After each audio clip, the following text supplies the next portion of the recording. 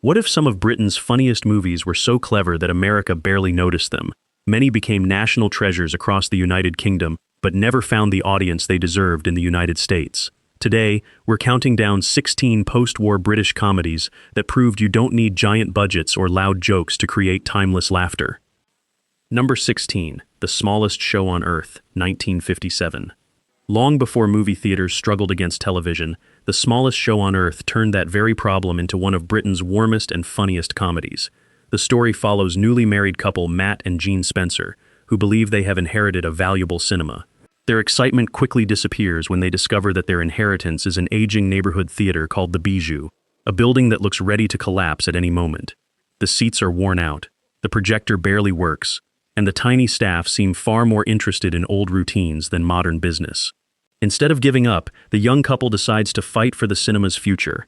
Every day becomes another comedy of mistakes as they struggle to attract customers while competing with a sleek, modern theater across the street. Their loyal but eccentric employees somehow create new disasters almost every time they try to help. Equipment fails at the worst possible moments, promotions go wrong, and even the building itself seems determined to fall apart. One of the film's funniest and most remembered sequences comes when the ancient projector refuses to cooperate during a packed screening. As chaos spreads through the auditorium, the staff scramble behind the scenes in increasingly ridiculous ways just to keep the audience entertained. The mixture of panic and determination creates laughs without relying on exaggerated slapstick. The movie succeeds because it celebrates ordinary people refusing to let tradition disappear. While American audiences of the period leaned toward bigger studio productions, this gentle British comedy focused on community spirit, quiet humor, and lovable characters instead of spectacle. Over time, it has become a nostalgic favorite, especially among cinema lovers who recognize its heartfelt tribute to neighborhood theaters and the dedicated people who kept them alive. Number 15, The Maggie, 1954. At first glance, The Maggie appears to be a simple story about a small cargo boat, but it quickly becomes one of the most entertaining battles of pride ever put on film. The story begins when wealthy American businessman Calvin B. Marshall needs valuable cargo transported through the Scottish Islands. Expecting modern efficiency, he unknowingly hires an old, weather-beaten cargo vessel called the Maggie, captained by the clever and stubborn McTaggart. The moment Marshall sees the tiny boat, he realizes something has gone terribly wrong. Determined to protect his shipment, he boards the vessel himself, believing he can supervise the operation. Unfortunately for him, Captain McTaggart knows every trick in the book.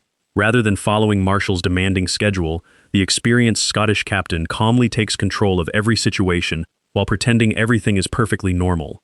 Much of the comedy comes from the growing clash between American impatience and Scottish determination. Marshall constantly tries to speed things up, while McTaggart quietly finds reasons why every delay is unavoidable. Whether stopping at unexpected ports or handling endless mechanical problems, the old captain never seems rushed. Instead, he slowly teaches the frustrated businessman that life cannot always be controlled by a stopwatch. One unforgettable scene shows Marshall becoming increasingly desperate as the boat drifts peacefully through breathtaking Scottish waters, while everyone else appears completely relaxed. His growing frustration becomes funnier because nobody around him seems to understand why he is so angry. Although the film featured an American character, its understated humor and Scottish setting made it far more appealing to British audiences than American ones. Instead of fast-paced jokes, the comedy grows naturally from personality clashes and cultural differences. Today, The Maggie remains a delightful reminder that patience, experience, and quiet confidence often defeat money and authority in the most entertaining ways. Number 14. The Green Man, 1956. Dark comedy rarely looked this charming during the 1950s. The Green Man follows professional assassin Hawkins, a polite, intelligent man whose deadly career has made him famous among people who need impossible jobs completed. His newest assignment appears simple: eliminate a wealthy businessman staying at a country hotel. Like every good plan in comedy, however, absolutely nothing unfolds the way anyone expects. As Hawkins carefully prepares every detail, the hotel slowly fills with an unforgettable collection of eccentric guests. A nervous vacuum cleaner salesman arrives hoping to impress his future father-in-law. A suspicious police officer begins asking uncomfortable questions. Couples argue, misunderstandings multiply, and mistaken identities spread through the building until almost every person accidentally interferes with the assassination plot. Rather than depending on violence, the movie builds suspense through clever timing and constant confusion. Hawkins remains calm and professional even as every carefully planned step falls apart around him. Watching an expert slowly lose control because of completely ordinary people creates much of the film's humor. One of the most memorable scenes takes place during the final dinner gathering, where nearly every character unknowingly contributes to total chaos. Doors keep opening at the wrong moment, conversations overlap, hidden plans collide, and Hawkins struggles desperately to complete his mission without revealing himself. The carefully choreographed confusion turns what could have been a serious thriller into an endlessly entertaining comedy. American audiences during the decade generally preferred broader comedies or straightforward crime stories, making The Green Man difficult to categorize overseas. British viewers, however, appreciated its sophisticated balance of suspense, satire, and dry humor. Decades later, many critics consider it one of Britain's finest forgotten black comedies because it proves that intelligent writing and perfect comic timing can be just as exciting as explosions or elaborate action scenes. Number 13. Genevieve, 1953. Friendship becomes a full-scale competition in Genevieve, one of Britain's most lovable road comedies. The story centers on two couples who proudly take part in the famous London to Brighton Veteran Car Run, an annual event celebrating antique automobiles. Alan McKim adores his beautifully restored vintage car, Genevieve, while his close friend Ambrose Claverhouse is every bit as proud of his own old motor car. What begins as a cheerful weekend outing soon turns into a hilarious battle of pride when the two men make a simple wager over who can get home first. Neither driver is willing to admit defeat. Every mile introduces a fresh problem that threatens their chances of winning. The ancient vehicles break down without warning, tires burst, engines refuse to start, and every repair seems to create two more mechanical headaches. Meanwhile, their patient wives watch in disbelief as the friendly rivalry grows increasingly ridiculous. Instead of enjoying the countryside, they find themselves trapped in an endless contest fueled by stubborn egos. One of the film's most memorable scenes comes when the competitors desperately try to restart their unreliable cars after another embarrassing breakdown. As curious bystanders gather to watch, both men pretend everything is under control while frantically pushing, cranking, and tinkering with their aging machines. Their determination to protect their pride becomes far funnier than the mechanical failures themselves. Beyond the laughs, Genevieve celebrates Britain's affection for tradition and classic engineering. The vintage cars almost become characters of their own, each with unique personalities and endless quirks. Rather than focusing on speed, the movie finds comedy in patience, persistence, and the unpredictable charm of old technology. American audiences, accustomed to glamorous new automobiles and faster-paced comedies, never fully embraced this distinctly British celebration of antique motoring. In Britain, however, the film became an enormous success because viewers recognized the lovable obsession of ordinary people turning a harmless hobby into a life-or-death competition. Even today, Genevieve remains one of the finest examples of British comedy, built around everyday situations, instead of outrageous spectacle. Number 12. The Lavender Hill Mob, 1951. Sometimes the quietest person in the room is hiding the boldest plan. That idea drives the Lavender Hill Mob, a comedy that blends crime and humor so naturally that it still feels remarkably fresh decades later. Henry Holland is a shy, polite bank employee trusted with transporting shipments of gold every day. His supervisors believe he is the last person who would ever consider stealing anything. In reality, years of handling enormous fortunes have allowed him to design the perfect robbery. Holland eventually shares his extraordinary plan with Pendlebury, an enthusiastic artist who manufactures inexpensive souvenirs. Together they realize they can melt stolen gold into miniature Eiffel Towers, allowing the valuable metal to leave Britain disguised as harmless tourist gifts. The plan seems almost impossible to detect, and for a brief moment it appears they have committed the perfect crime. The real comedy begins after the robbery succeeds. Instead of enjoying their fortune, the thieves discover that keeping stolen gold hidden is far more difficult than stealing it in the first place. Every attempt to recover the souvenirs creates fresh disasters. Innocent tourists unknowingly carry priceless treasures across borders, misunderstandings spiral out of control, and the carefully organized criminals slowly lose command of their own brilliant scheme. One of the movie's most famous scenes features a frantic chase involving the tiny Eiffel Tower souvenirs as multiple characters unknowingly pass the valuable objects from one person to another. The audience watches in delight as the criminals desperately pursue their missing fortune while appearing increasingly suspicious to everyone around them. Although the film won widespread critical praise, its understated British humor prevented it from becoming a major hit in the United States. British viewers admired its clever dialogue, believable characters, and ironic twists, while later filmmakers recognized how successfully it combined suspense with comedy. Today, The Lavender Hill Mob stands as one of the greatest British crime comedies ever made. proving that intelligence and imagination can create laughs that never grow old. Number 11. The Happiest Days of Your Life, 1950. Chaos arrives without warning in The Happiest Days of Your Life, a wonderfully organized comedy about what happens when one simple administrative mistake turns an ordinary school into complete madness. Nutbourne College is a respectable boys' boarding school run by the strict but well-meaning headmaster Weatherby Pond. Everything follows a predictable routine until government officials accidentally assign an entire girls' school to the exact same campus. Before anyone can correct the paperwork, buses full of students begin arriving at the gates. The horrified headmaster suddenly finds himself responsible for keeping two schools under one roof, while convincing suspicious parents, inspectors, and governors that nothing unusual is happening. The teachers invent increasingly ridiculous excuses, rearrange classrooms at lightning speed, and desperately separate the boys and girls whenever visitors appear. Every carefully planned solution only creates another misunderstanding, and the pressure grows with every passing hour. One of the film's funniest scenes occurs when an important school inspection takes place.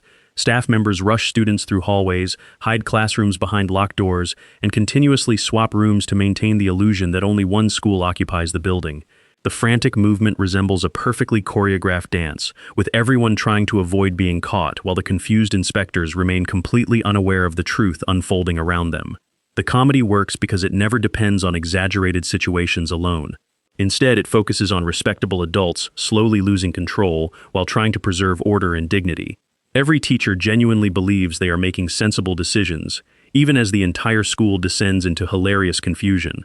American audiences largely overlooked the film because its humor revolved around British boarding school traditions that felt unfamiliar overseas. In Britain, however, viewers immediately understood the strict customs, formal discipline, and quiet social expectations being gently mocked. Today, The Happiest Days of Your Life remains a delightful reminder that even the most organized institutions can collapse into complete disorder through nothing more than a simple clerical mistake. Number 10. School for Scoundrels, 1960. Not every hero is brave, handsome, or confident. In School for Scoundrels, Henry Palfrey is painfully shy, endlessly polite, and almost invisible to everyone around him. His greatest problem is Raymond Delaunay, a charming and arrogant rival who constantly humiliates him, steals every opportunity, and even competes for the attention of the woman Henry hopes to impress. No matter how hard Henry tries to behave like a gentleman, he always finishes second. Everything changes when Henry discovers the mysterious College of Lifemanship, an unusual school run by the clever Dr. Potter. Instead of teaching ordinary subjects, Potter specializes in psychological tricks designed to give timid people the upper hand over bullies and show-offs. Henry eagerly enrolls, learning subtle ways to outthink opponents without ever appearing aggressive. The transformation produces one hilarious situation after another. Henry begins using Dr. Potter's lessons in everyday life, surprising everyone who once underestimated him. His confidence slowly grows, while Raymond becomes increasingly frustrated as his usual tricks stop working. Their rivalry reaches new heights through games of tennis, expensive dinners, social gatherings, and countless small competitions where intelligence gradually defeats arrogance. One unforgettable scene features an apparently friendly tennis match that becomes a brilliant battle of psychological strategy. Rather than relying on athletic skill alone, Henry cleverly uses Dr. Potter's methods to unsettle Raymond, turning the match into an entertaining contest of nerves. Watching the once confident bully slowly lose his composure provides one of the film's biggest laughs. American audiences often expected broader romantic comedies, making this uniquely British satire feel surprisingly understated. British viewers, however, appreciated its dry humor, witty dialogue, and playful examination of social class and personal confidence. Over the years, School for Scoundrels has earned a loyal following because its central lesson remains timeless. Intelligence and patience can often defeat loud confidence far more effectively than brute force ever could. Number 9. I'm All Right, Jack, 1959. Long before workplace comedies became television favorites, I'm All Right, Jack found laughter inside factories, boardrooms, and labor disputes. The story follows Stanley Windrush, an innocent and well-meaning young man who simply wants steady employment after completing military service. Thanks to family connections, he quickly finds work at a manufacturing company, expecting an ordinary job. Instead, he walks into a battlefield where company executives and labor union leaders are constantly fighting over power, profits, and principles. Stanley has no interest in politics or workplace rivalry. Unfortunately, his honesty places him directly between two groups determined to use him for their own advantage. Management wants higher productivity, union officials demand absolute loyalty, and every ordinary employee seems caught in the endless conflict. Stanley innocently stumbles from one misunderstanding to another, becoming an unwilling symbol in arguments he barely understands. One of the movie's most memorable scenes unfolds during a factory strike. While experienced workers passionately argue over complicated labor issues, Stanley accidentally creates even greater confusion simply by trying to do his job correctly. His sincere efforts to stay neutral somehow make both sides believe he secretly supports the other. Watching every small action become completely misinterpreted creates some of the film's sharpest comedy. Beneath the humor lies an intelligent satire of post-war British industry, bureaucracy, and class politics. Rather than presenting clear heroes or villains, the film gently mocks everyone involved, revealing how pride, stubbornness, and self-interest often overshadow common sense. The jokes feel believable because they grow naturally from recognizable workplace behavior instead of exaggerated situations. American audiences largely miss the film because its comedy depended heavily on British labor relations and social attitudes during the late 1950s. At home, however, audiences instantly recognized the characters and institutions being parodied. Today, I'm All Right Jack is widely regarded as one of Britain's greatest workplace comedies, proving that everyday office politics can be every bit as entertaining as adventures involving detectives, spies, or superheroes. Number 8. The Ladykillers, 1955. Some of the funniest criminals in British cinema appear in The Ladykillers, a comedy that proves even the smartest robbery can fall apart because of one sweet old lady. The story begins when the charming but dishonest Professor Marcus rents a room in the home of the elderly Mrs. Wilberforce. The professor claims he is leading a string quintet that needs a quiet place to rehearse. In reality, he has assembled a gang of experienced thieves preparing to carry out a daring robbery nearby. Mrs. Wilberforce is kind, trusting, and wonderfully innocent. She happily welcomes the strange visitors into her home, never questioning why their rehearsals sound so unusual or why the musicians behave so suspiciously. The gang successfully completes the robbery and believes the hardest part is over. Everything changes when Mrs. Wilberforce accidentally discovers the truth. Suddenly, the professional criminals find themselves terrified of a polite old woman who simply insists on doing the right thing. One of the film's most unforgettable scenes shows the gang desperately arguing over what to do with Mrs. Wilberforce, while each criminal secretly hopes someone else will solve the problem. Their carefully planned operation slowly collapses as greed, fear, and mistrust turn the thieves against one another. Every attempt to escape trouble only creates another hilarious disaster, proving that their greatest enemy is not the police but their own foolish decisions. The comedy succeeds because the criminals become increasingly ridiculous, while Mrs. Wilberforce remains calm, cheerful, and completely unaware of the panic surrounding her. Instead of relying on loud jokes, the film builds laughter through brilliant performances, sharp dialogue, and perfectly timed misunderstandings. Although The Ladykillers received praise from critics, it never achieved the same popularity in the United States that it enjoyed in Britain. Its dry humor, eccentric characters, and uniquely British atmosphere made it feel different from Hollywood crime comedies of the era. Today, it is widely considered one of the greatest films produced by Ealing Studios and remains a masterclass in blending suspense with unforgettable comedy. Number 7. The Man in the White Suit, 1951. Imagine inventing something so extraordinary that almost everyone wants to stop you. That brilliant idea sits at the heart of The Man in the White Suit. Sidney Stratton is an ambitious young chemist whose endless experiments constantly get him fired from one textile factory after another. Despite repeated failures, he refuses to give up his dream of creating a revolutionary fabric that never gets dirty and never wears out. After countless late nights in the laboratory, Sidney finally succeeds. He creates a glowing white suit made from the remarkable new material, and at first everyone celebrates what appears to be one of the greatest inventions of the modern age. Newspapers praise him, factory owners congratulate him, and the public becomes fascinated by the miracle fabric. But the excitement does not last long. Manufacturers soon realize that clothing which never needs replacing would destroy their businesses. Labor unions also panic because factories could eventually close, leaving thousands without work. Almost overnight, Sidney transforms from celebrated genius into the most unwanted man in Britain. Business leaders and workers who normally disagree suddenly unite against the inventor, chasing him through streets, factories, and crowded public spaces in an increasingly desperate attempt to stop his discovery. One of the film's most memorable scenes features Sidney proudly walking through town wearing his brilliant white suit, while enormous crowds race after him from every direction. What begins as admiration quickly turns into complete chaos as everyone tries to seize the invention before it changes the world forever. American audiences expected science to solve problems and create prosperity, while this witty British comedy questioned whether society was truly prepared for innovation. Beneath its laughs, the film explores progress, greed, and human nature with remarkable intelligence. More than 70 years later, its themes remain surprisingly relevant in a world still debating how revolutionary inventions affect jobs, industries, and everyday life. Number 6. Kind Hearts and Coronets, 1949. Elegant, clever, and wonderfully mischievous, Kind Hearts and Coronets remains one of Britain's finest black comedies. The story follows Louis Mazzini, a quiet young man whose mother was rejected by her wealthy aristocratic family after marrying beneath her social class. Growing up with very little, Louis never forgets the humiliation his family endured. When he discovers he is surprisingly close to inheriting the prestigious Descoings family title, he develops an extraordinary plan to remove every relative standing between himself and the dukedom. Rather than rushing into action, Louis carefully approaches each obstacle with patience and remarkable intelligence. Every family member possesses an exaggerated personality, from proud military officers to self-important businessmen and eccentric nobles.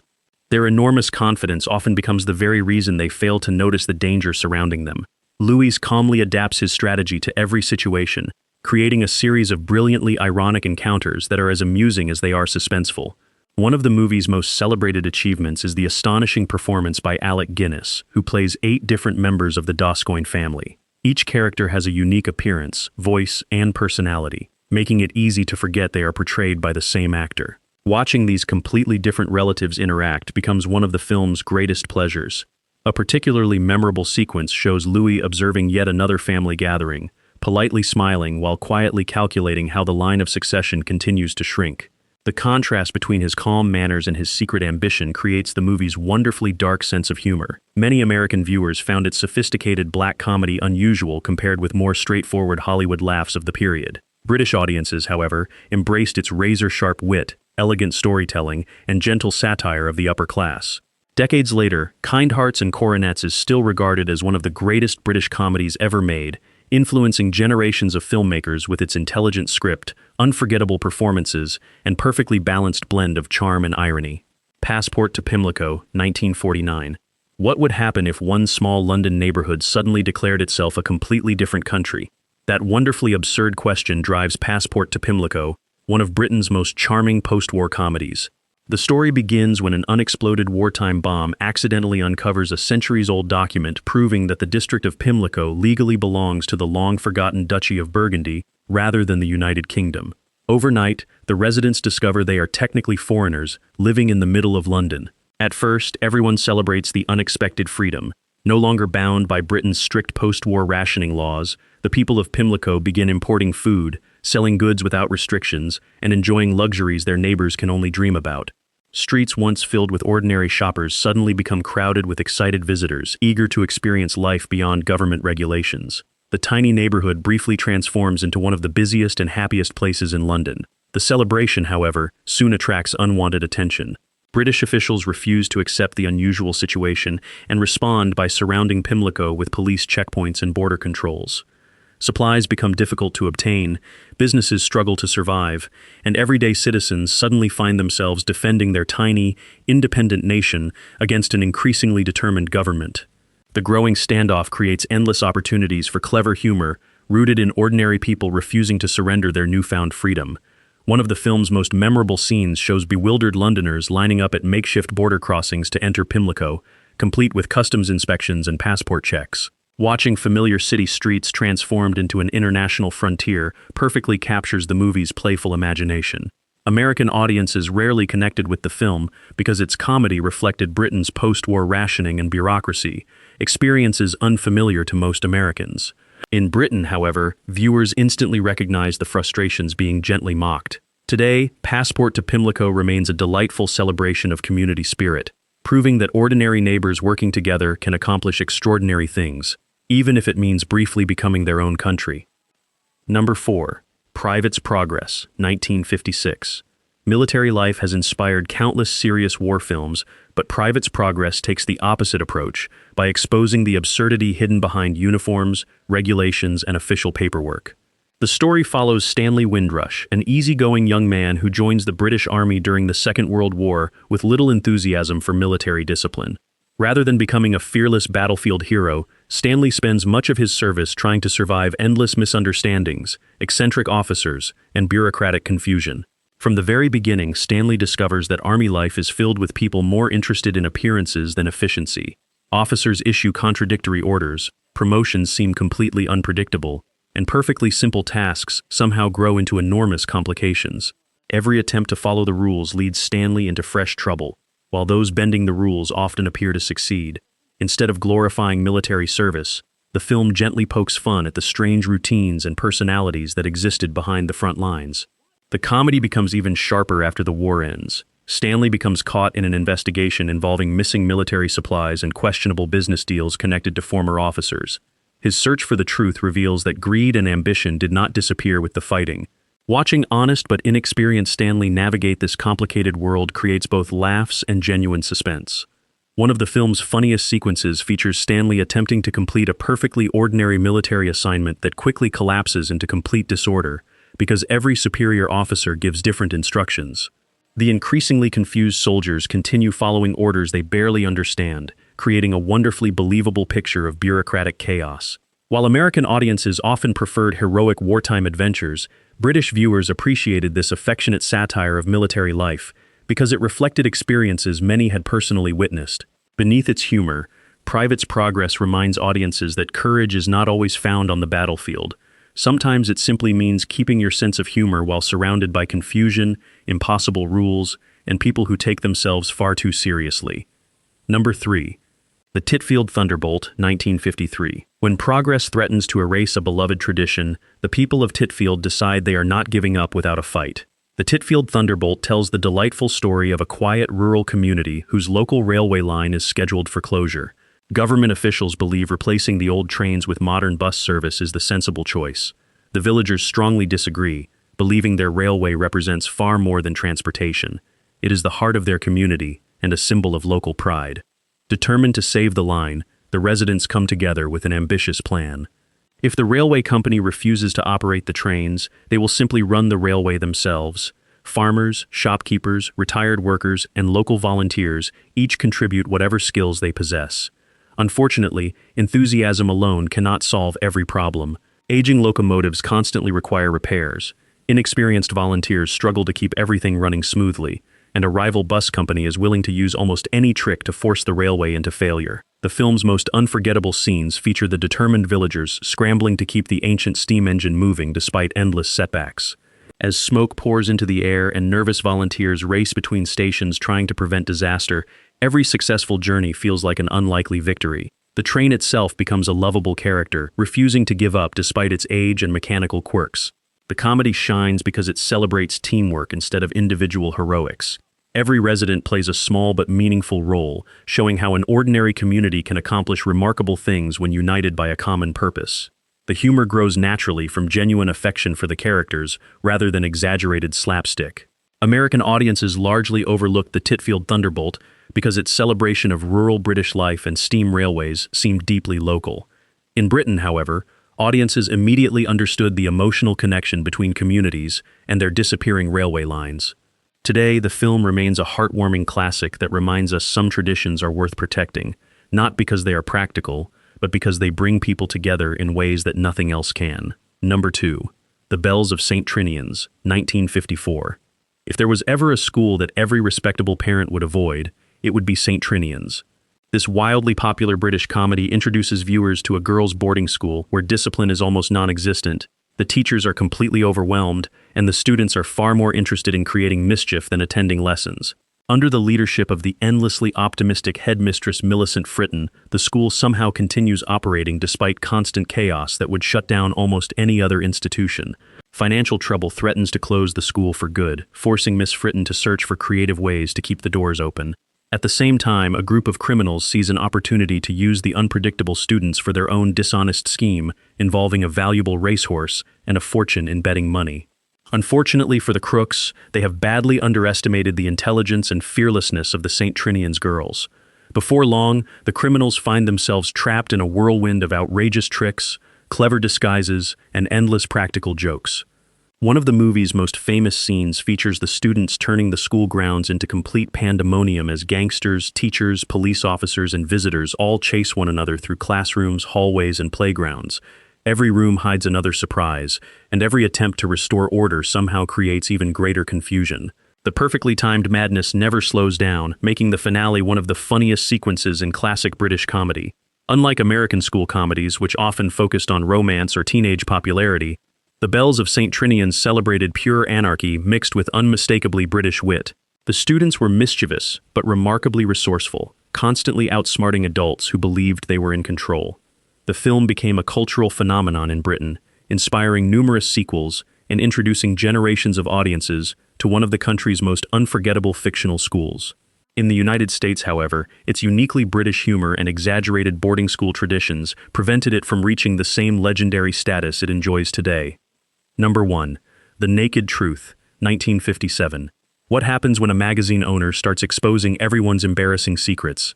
The Naked Truth answers that question with a wonderfully clever comedy built on panic, deception, and wounded pride. Dennis Price plays Nigel Dennis, the confident publisher of a scandal magazine that makes money by revealing the hidden lives of famous and respectable people.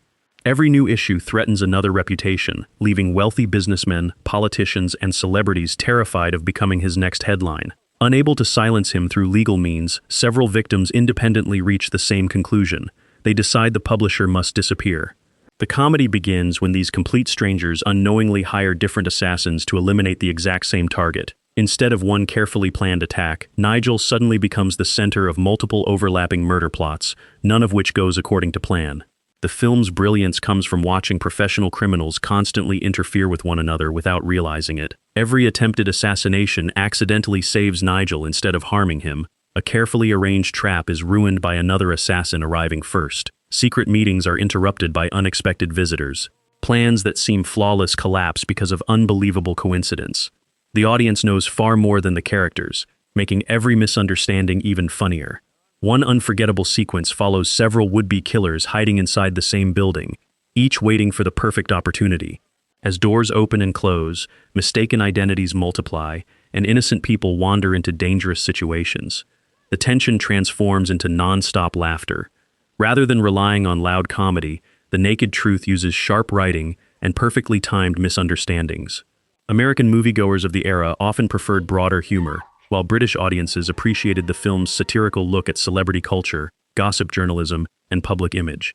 Long before tabloids dominated modern entertainment, this comedy cleverly suggested that protecting a reputation could make perfectly respectable people behave in completely ridiculous ways. Those were 17 post-war British comedies that deserved far more attention in the United States. While Hollywood often relied on spectacle and star power, these films proved that sharp writing, unforgettable characters, and everyday situations could create laughter that lasts for generations. If you've seen any of these hidden classics, let us know which one made you laugh the most. And if you discovered a new favorite today, don't forget to like the video, subscribe to the channel, and join us for more forgotten cinematic treasures from the golden age of film.